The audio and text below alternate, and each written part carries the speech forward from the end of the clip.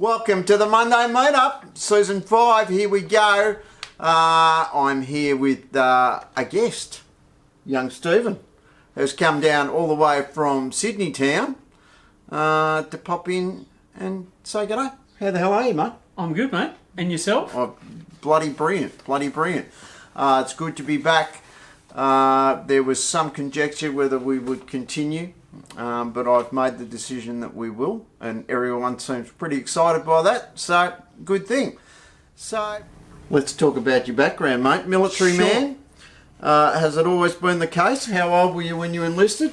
No, it hasn't always been the case. And I was an old man when I enlisted. Oh, okay. I was all of 32. 32? Yep. Good God. So it was a midlife crisis, as you could say. Yep. I was in the automotive industry for a long time before that. Right. Used to make the now otherwise known Holden. Yes. No longer exists. Yeah. So I made that for 9.5 years. Was a panel beater before that. And then wanted something different. So with the automotive trade, was that sort of the concept of you going into the army on that basis to do that similar sort of work? Or? Yeah, similar. I'd always wanted the trade. When I was a kid, I wanted to be a mechanic. I wanted to get the apprenticeship. When I was a kid growing up, height was something, we say it now, you can't discriminate the height and all that sort of stuff. But back in those days, because I was short and all the hoists for vehicles, and a lot of them were single post and they were set at one height. So right. I didn't get the job or get an apprenticeship a lot of the time because I would have had to carry a box with me everywhere I went to work on the cars. Wow. So, yeah. Okay. But I managed to do that in the army instead because they don't discriminate on height. So I'm tipping this is possibly because of the army, but you've moved around Australia a lot. How many moves have you had, and where is actual home? I think you're originally a Tamworth boy. I was very much a country boy. So I think I've lived in majority of states of Australia. Yep. So I've done New South Wales, Victoria, South Australia, Western Australia. Just haven't done anything north, and I'm trying to avoid north because I'm not a fan of humid climates. So yeah. So if they said go to the Northern Territory, you might tell them to go for. Yeah, I might say, have you got another option? Yeah. Going back through some of your older footage, I see you were a biker boy. Do you still ride? I still ride push bikes. No, okay. At this stage, I'm talking about the powered. Yeah, the powered kind. No, unfortunately, I don't. I'd love to, but finances being the way things are these days, and I've moved away from bikes now into caravans. Yep. So one thing had to go, unfortunately. As much as I'd love to have a bike and continue riding, financially it doesn't make sense. Okay. And on the topic of other bikes, you had a pretty bad accident in 2017. I did. Thankfully it wasn't as bad as what it could have been. So I damaged my left shoulder when I got hit by a car riding to work. Thankfully, all I did was essentially tore my rotator cuff and a large piece of, which also pulled a large piece of bone out of my shoulder. So I now have 2 screws and a pin holding it all together. Yep. So you would say you probably got off fairly lightly in the grand scheme of things. Absolutely, because it could have been so much worse. Yeah. So you're married to Tracy. Yep. How many kids and grandkids and all that have you got now? We've got 3 children. Yep. A daughter and 2 sons, and we now have 2 grandchildren, 2 boys. Yep. So, and there may or may not be. No, there's definitely a 3rd one on the way. Breaking news! Another grandchild for Steve. And I can tell you 3 grandchildren together is very interesting. All right. And I'll use the word interesting in inverted commas. I'll be coming to you for tips. Yeah. My tip is I hope your wife likes grandkids. Yeah, let's say she does, yeah. You have a garage you can escape to. Exactly. Yeah, isn't that why we all have workshops in the first place? That's exactly right. All right, so you go under the handle of that Pen Bloke. So clearly pens is your thing. So you started, by my recollection, around 2017. Am I accurate there? About then, yep. Was it straight to pen making, or were you a maker of any other type prior to that? I've dabbled in a little bit of everything. So being a panel beater, being able to weld, all that sort of stuff. I've dabbled a lot in some metalwork, woodwork. Nothing major. A little bit of turning here and there. But again, nothing major. I hadn't really touched a lathe other than to do one small project since I was in high school. So that's before I started pen turning, that is. So what was the appeal? Now, I've obviously got my opinion, being a newbie to the craft and being now completely hooked, which you're partially responsible for. I will take that, yeah. What was the initial appeal of getting into pen making? I think the initial appeal was it seemed reasonably easy to do. Initially the basic setup, I already had a lathe, so I was like, well, I've got a lathe, I've got turning tools. This seems like something that I can do in an afternoon. I come home from work, or over 2 days, and have a product at the end of it. Yep.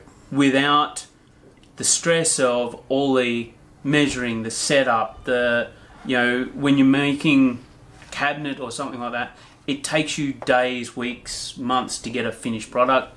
This is something that you can turn and have out in an afternoon. A couple of hours, it's done. Yeah, and I concur with that because, to be perfectly honest, I was at a point where I was just about over making for similar reasons, in that physically I was limited as to how much time I could spend at a time on a project, and I had builds that were blowing out to 12 months to get them completed, which I wasn't happy about.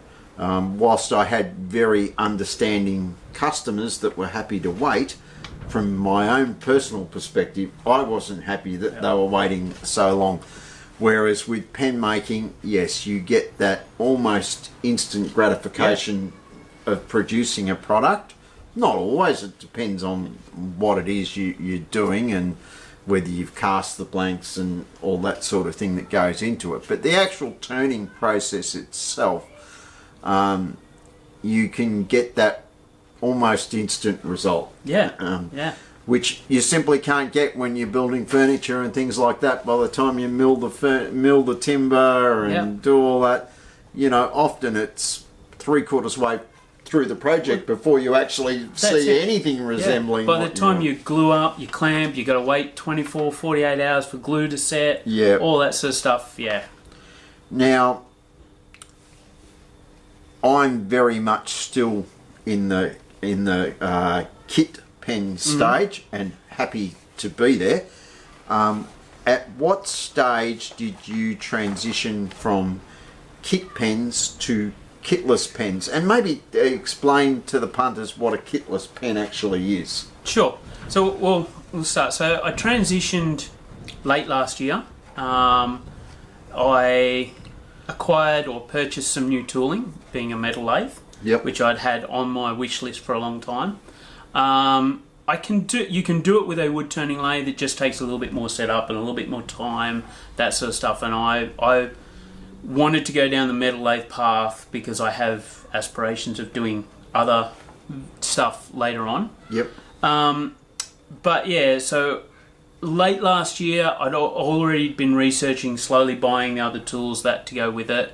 It was where I wanted to go anyway, not right from when I first started making pens, but about probably 12 months into it, I started finding these other pens that people were making, and I'm like, there's so much more there to go for. So to explain the difference, so a kit pen, you buy majority of the componentry through a supplier, like some of your wonderful suppliers like Pop Shed. Pop Shed, sponsor, Pop Shed. Yeah. So you buy all the componentry, gives you all the metal components, and then all you are doing is you're drilling a hole, putting a tube into your timber, and then you're making the body of the pen. Everything else comes with it. Yeah. With a kit pen, you're making everything from scratch except for the nib part, which is the part that you write with, and the part that holds the ink. Right. So you are making everything else. You have to cut your own threads when you put it together. Essentially, that's the big difference. So, from a time perspective, on average, how long start to finish for a kitless pen? So, on average, once you get used to it, you're looking at about 2 to 3 hours. Okay. So the big difference between a kitless, like the time difference between a kitless and a kit pen, is you're not waiting for glue to dry. Right. So when you glue your tube in, you've got to wait for that to actually set before you can start turning. In this case, there is no tube. Yep. So you start drilling, there's no glue involved, that's it. And with the fountain pens, correct me if I'm wrong here, but my impression that I'm getting from looking at it is that it's not like the old days where you used to dip into an inkwell. Yep. The ink actually comes in a compartment in the pen. Is that right? Correct. So there's a couple of ways you can do it. And those old ones, the dip pens, like when even I experienced them when I was a kid. Yeah. They're still around. Right. You can still do them. A lot of people, especially in the art world, love those things. Right. They do it all the time. But the ones I make, you have what's called a converter, which holds your ink in it. Yep. So it's refillable like a syringe. So you can just refill it constantly. Or you can buy, they come with a kit pen. You can buy the kit pen fountain pens as well. And they have a little tube with some ink in it. And you just push that into the back and off you go writing. So... and then you just replace that. And then you just take that out when it's empty and replace it. Right. So they've come a long way since the initial designs. It's a fairly competitive space. Mm-hmm. There's a lot of people doing it. What do you believe is the secret to standing out? Quality is the biggest thing. I think right from the word go, if you are making something that is a quality product right from the word go, as opposed to people that are just pumping them out because they want to turn them over. Yep. You'll get known for that quality. Also being slightly different. So when I was doing the kit pens a lot, because I cast a lot of my own blanks, I would do different stuff that people would gravitate towards. So things like like a Bora Bora. Like a Bora Bora, yeah. So, those sorts of things, but I used to do things like I used to put buttons in my cast. Like, and I used to use them a lot for the stitch unpicks. Yep. Like, people love them, that sort of stuff. Great idea. Being that little bit different and doing a quality product, you'll stand out and you'll last a lot longer. I could, hypothetically... I could cast the little fella in a blank. Yeah, it'd be an interesting pen. It would be bits of him, but yeah, I don't think he's too impressed by that. He doesn't look impressed. No. Tell me about the origins of the sleeves that you sell with your pens. They're quite unique too. So the pen hoodies. Yeah. So pen hoodies. Pen hoodies, yes. And the reason they're called a pen hoodie is because they actually look like a hoodie. So when you put the pen in and out, you pull the hood back and the pen goes in and out. So the origin of them was I wanted something that would protect the actual pen, because the fountain pens that I make now, the kitless pens, are reasonably expensive. Yep. So, you know, people that are buying them are investing a reasonable amount in them. So I want to protect them. So my wife Tracy and I sat down and I said, I want something like this. And we looked at what other people were making in the US, because that's where most of the stuff comes out of. And we looked at their designs, and that didn't really work with what we wanted. We wanted something different. So Tracy sat down at the sewing machine and she worked tirelessly and come up with the hoodie design. Awesome. Which we loved, and it worked with the whole Australian theme that I like as well. So, yeah. And also great that she's involved in the process as well. Absolutely, yeah. Probably any maker's biggest challenge is okay, if I'm going to disappear for hours on end, as we do, how do we make this common ground sort of thing? So that's a good thing too. I didn't realise that Tracy made them. Correct me if I'm wrong. I haven't actually got this down, but it's just dawned on me. Yep. You have quite a lot of success with your pen sales in the US, correct? Correct. As I have had also. And somebody actually asked me this question the other day. Is there no pen makers in the US? And I'm like, no, there's thousands of them. Oh, yeah. Why do you think our product's doing okay in the US? I think the Australian dollar has a lot to do with it. Has very much a lot to do with it. So the price we charge for our pens here in Australia is on par with what the US makers are charging. So we charge, say, or for mine, $150, $160 for a basic kitless pen. Yep. So the American makers are charging $160, $170 for a kitless pen. But by the time you go through the Australian dollars, it's under $100 pen for somebody in the US with the postage to get it there. Yep. It makes it a viable option for them.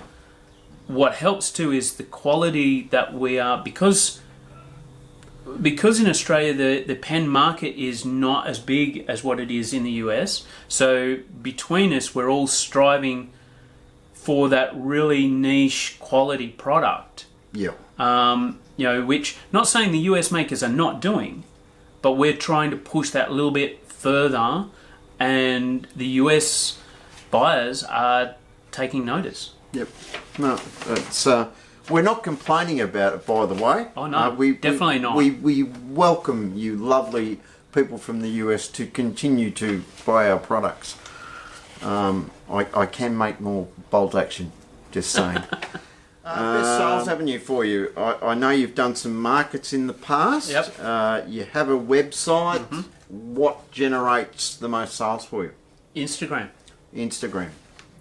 Majority of my sales come through Instagram. And funnily enough, 99% of my sales, my total sales, has also come from Instagram. So, for all its issues that it causes us, it is an opportunity for exposure, isn't it? Absolutely. So I get a lot of my customers that go to my website are usually from Instagram in the first place. Yep. A lot of the customers that I used to sell to at markets, and markets are great. I loved markets when I was doing them. It's a great way to get known in the local area. Yep. But markets, people want to buy then and there. They want it now, and if you don't have something, they're not going to order a custom pen from you. Yep. They want it. If they can't see it in front of them, they won't buy it. Instagram works on two levels because people can see everything you've done. They will buy it the minute they see it there. But if they want it slightly different, they'll talk to you and they can go, I really love that, but can you do it with this rather than that? Yeah. So do you still do any markets at the moment? No. So the one thing I did find with markets, so kit pens do really well at markets. Wonderful. You're telling me I have to do bloody markets, No, aren't you? if you want to get out there and get a bit more known, it's probably worth it. Markets are brilliant, as I said, for getting to know customers in the local area. Not so good if you want to spread a lot wider, but the one thing I found was a lot of market buyers will be repeat customers. Right. So, but market goers won't spend much more than $100 on a pen at a market. Yep. So, sounds like this bunny has to build up stock so I can do a bloody market. Every maker hates this question. Yeah. Do you have a favourite pen? Not really, no. That is a shit ass answer, isn't it? Let's just say, every time I design a new pen, Yep. that is my favourite pen for that period. Cop out. I've made so many over the time, I can't say... I have the ones I keep that I use, but mostly they're ones that I've tried and tested stuff that I've tried a different design that I'm not sure of, so I will keep it and use it. I have some favourite blanks that I like, that I really enjoy making pens out of, but I can't say I actually have a favourite pen. You make a lot of your own blanks, Yeah. which now you bloody wrangled me into as well. Not sorry. Which part of the process do you enjoy the most, and which is your least favourite part of the process? I would say, I'll go with least favourite part of the whole process. My actual least favourite is not actually, has nothing to do with making the pen. Right. From start to finish, none of it.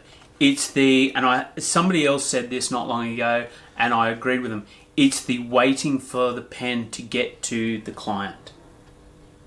Interesting. So when the client buys the pen, purchases, you go through the sale, do all that. The minute you hand it over to the postal service, it's no longer in your hands, it's out of your control. And especially going international, waiting until they give you that message, say your pens arrived today, they look fantastic, that is the worst part. That is the part that I hate the most.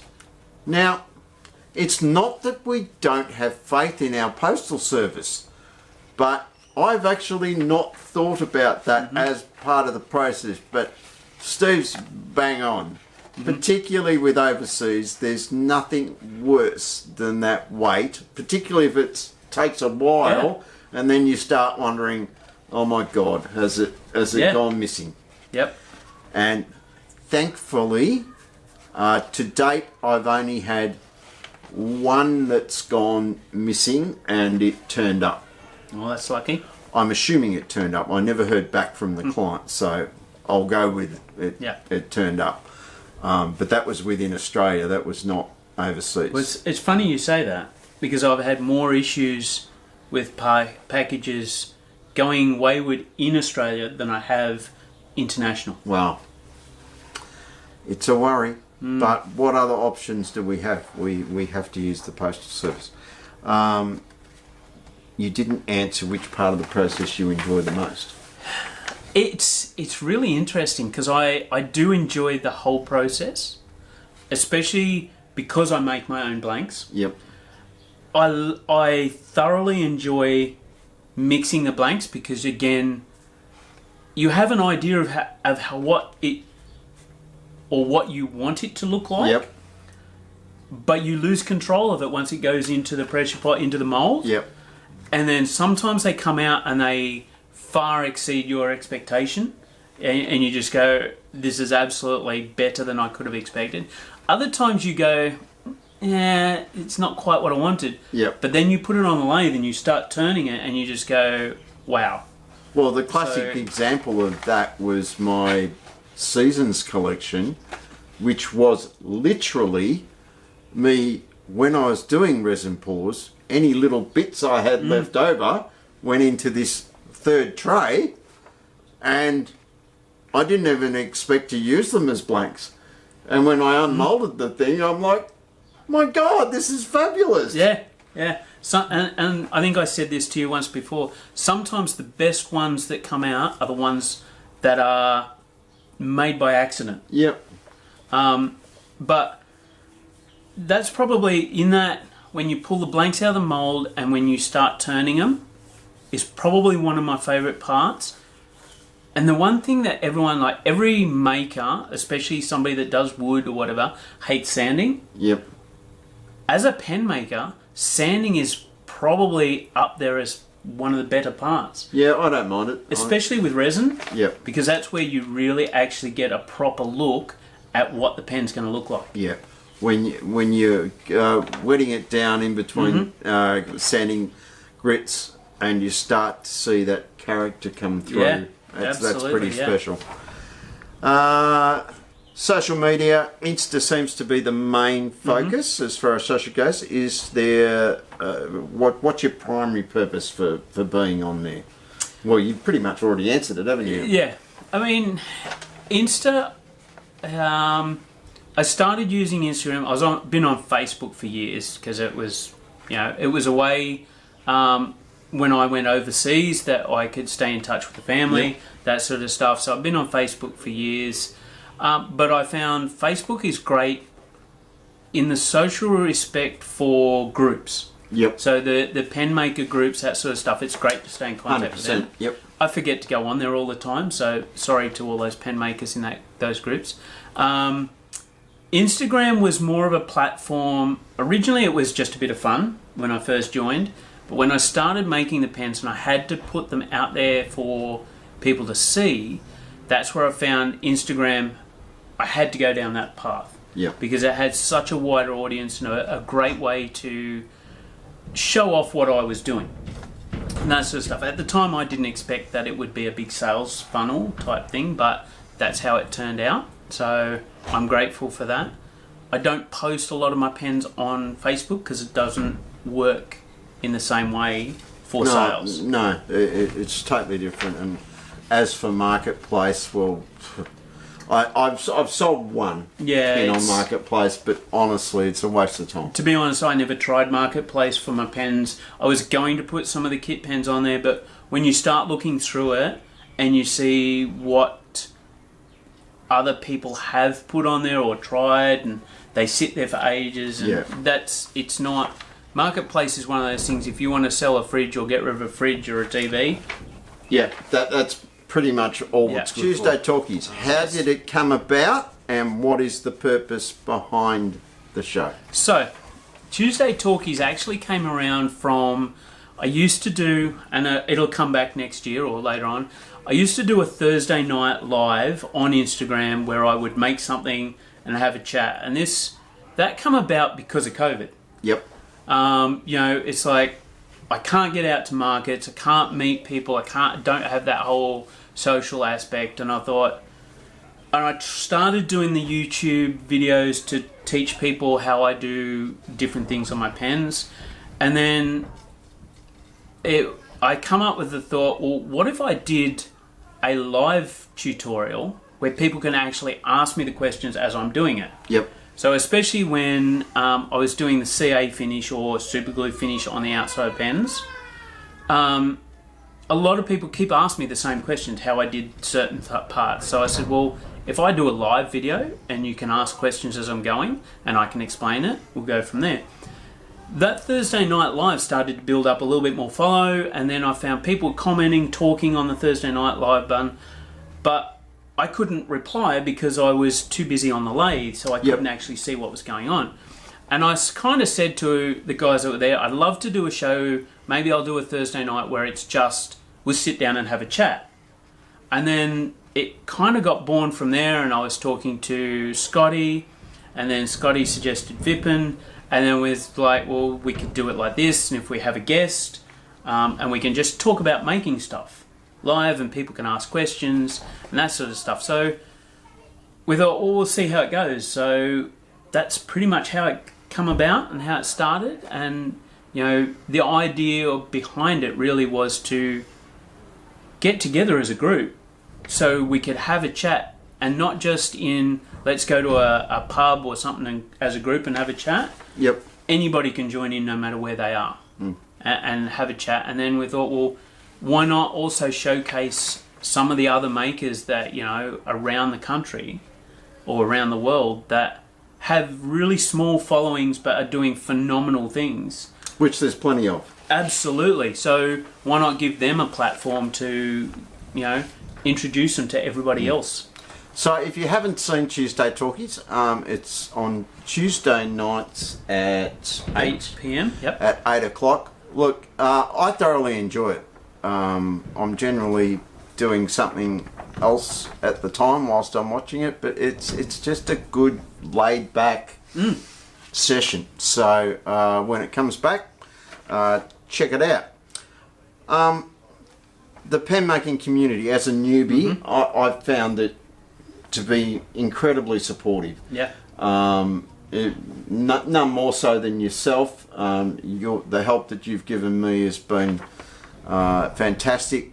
But the pen maker community in general seems a very supportive community. Is that something that you've found also? Absolutely. I know when I started back 2017, it was very hard to find that community. Yep.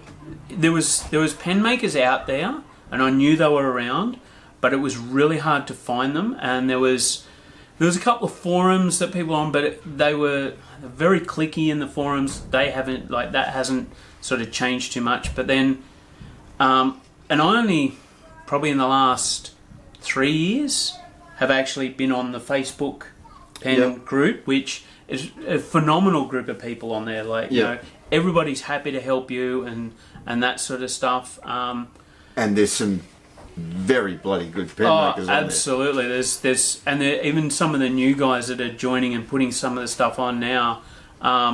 It's blown me away with the quality and that of some of the makers that are on there. Yeah, absolutely. It's been fantastic. Favourite tool in the workshop, biggest investment in the workshop, and what is a tool that you regret purchasing? I actually been thinking about this one when you put this on the list of questions. All right, so favourite tool in the workshop is going to have to be my metal lathe. Yep. That thing has just changed the way I do things, hands down. It has. It's just so precise, isn't it? And it's so much quicker. Because it is precise, it's solid. There's no play between the headstock, tailstock. It's changed the way I do things dramatically. I still use my wood lathe like I use it half and half. But yeah, that is my dead set favourite tool in the workshop, and I now want to buy a bigger one, as you know, you always get that way. My least favourite tool in the workshop, I don't really have one. Probably the one tool that I use the least in my workshop. In fact, I think I've only ever used it twice as my thicknesser. Okay. Yeah, well, I guess... Yeah, well, mine hasn't been turned on since I started making pens. Regular blood donor. I am, yes. Why is this so important to you? I mean, it's something I think I picked up probably from my dad, because he was a regular blood donor for many years, and he took me to the first one when I turned 18. Back in those days, you used to go up to the hospital, and they'd, out the back of the hospital, they'd jab you and pull some blood out, and off you'd go, give you. So rather than taking you to the pub, he took you to the hospital. Yeah. But especially in my current job, my day-to-day job, it's one of those things that it sort of gives me a sense of it costs me nothing to do it, but the amount of people that I can help by doing it, it gives me that feeling like I'm doing something, giving back for all the stuff that I've gotten over the years. Yep. And really, I think I sit in the chair for an hour and a half. They take some plasma out of me, give me a packet of chips and a drink, and I walk away. But yeah, I think given my current job and the amount of people that I know in my career that have had to have blood transfusions because of injuries that they've sustained doing their job, that sort of stuff, I figure it's the one way that I can make sure that you know, that's always there. Yeah.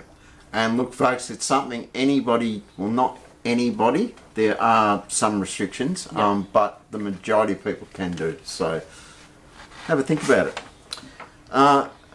What do you love about Australia and living in this country of ours? Well, considering I've never lived anywhere else, I've been short stays overseas, that sort of stuff, I actually think it's the people, in the fact that even you hear other people going, we never really take too much too serious. Yep. You know, we are quite happy to make fun of ourselves. You know, yes, we do have serious times, but most Australians are quite happy to take the piss out of themselves. Yep. And make light of the subject and move on. Bang on. So that's probably the big thing I love. The countryside, you know, the diverse weather. We may be known to take the piss out of each other on a semi-regular basis. Absolutely. And others. Yeah. All right. What does the future look like for that Pen Bloke? So, it's a really good question, because who really knows? I try to live in the now.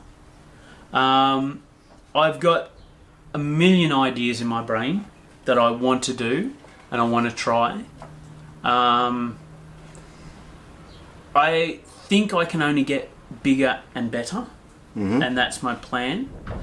I have let's say a 7-year plan. Yep. To hopefully at the end of that 7 years turn this into a full-time gig where I do not have to work full-time for somebody else. Yep. So the ultimate goal for many of us, I would think. I would say that it's going to be a little bit more forced on me in about 7 years, but I'm hoping that, yes, in 7 years' time, this will be a full-time gig and that I will be reasonably well known around the world. Yeah. And that's no easy task, let me tell you.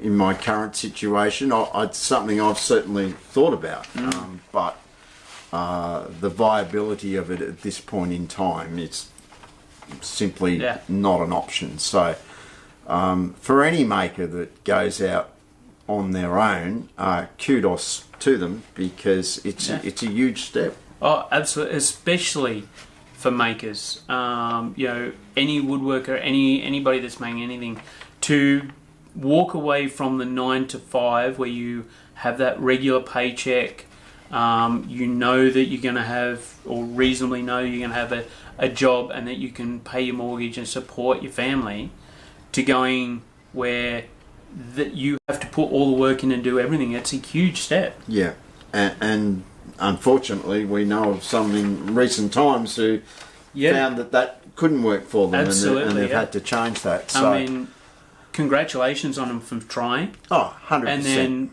at the same time for putting the hand up and saying, it's not working, I need to go back to full-time work. Yep, and that's what you do in life. You know, you make the decisions as you go. Absolutely. All right, mate. Well, thank you for popping in for a start. It's my pleasure. It's great to finally be in this space and see it in real life for a change. In real life. It's not as flash as everybody thinks. All the best for the future. Thank you. I certainly hope to see you achieve that goal, and if anyone can, I think you will. Thank you. So, that Pen Bloke. We'll be back with another episode in the not too distant future. I'm not going to say when because I've no idea, but not too distant future. Cheers, folks.